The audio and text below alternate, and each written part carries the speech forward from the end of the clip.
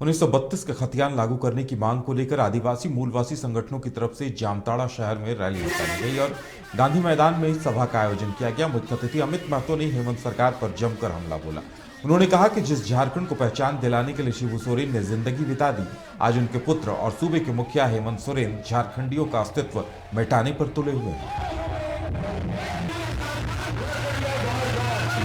देख सकते हैं किस तरह से क्षेत्रीय भाषाओं में कुरमाली को भी शामिल करने की मांग की गई है। भोजपुरी मगही का विरोध किया जा रहा है और 1932 खतियान को लेकर गांधी मैदान में सभा की गई। जामताड़ा के गांधी मैदान में मौके पर सिल्ली के पूर्व विधायक अमित महतो मौजूद थे।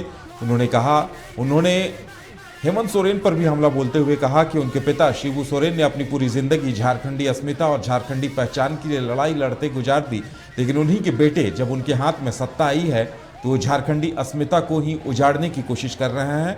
भोजपुरी मगही कहीं भी राज्य में शामिल करने को बर्दाश्त नहीं करने की बात कही है और कहा है कि जब तक 1932 का खतियान लागू नहीं किया जाता है तब तक उनका आंदोलन यूं ही चलता रहेगा।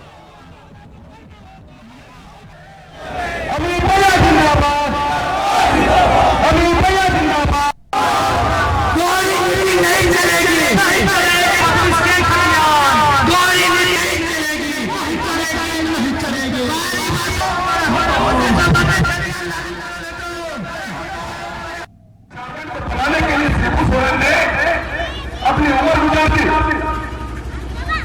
और उसी झारखंडी शिबू सोरेन का बेटा हेमंत सोरेन आज हमारी पहचान मिटाने पर तुला हुआ है। पहचान मिटाने पर तुला हुआ मैं तो कहूंगा, ये जो भाषा की बात हम करते हैं, भोजपुरी, मगही, मैथिली, अंगिका, अभी मगही वालों को मिला नहीं है, लेकिन मैथिली वालों को, लेकिन मैथिली वालों ने कोट किया हुआ है कि हमें भी यहां जगह दिया जाए। अब बताइए, मगही, भोजपुरी, अंगिका, ये तो हमारी भाषा नहीं है, लेकिन इन भाषाओं को हमारे क्षेत्रीय भाषा में शामिल कराने का क्या उद्देश्य था? इससे पहले की जो सरकार थी, भारतीय जनता पार्टी और राष्ट्रीय पार्टी की सरकार, उन्होंने इसे राज्य स्तर का दर्जा दे दिया और हेमंत सोरेन इन्होंने तो बचा खुचा जो कसर नहीं होता है वो पूरा कर दिया इन्होंने जिले स्तर में लाकर।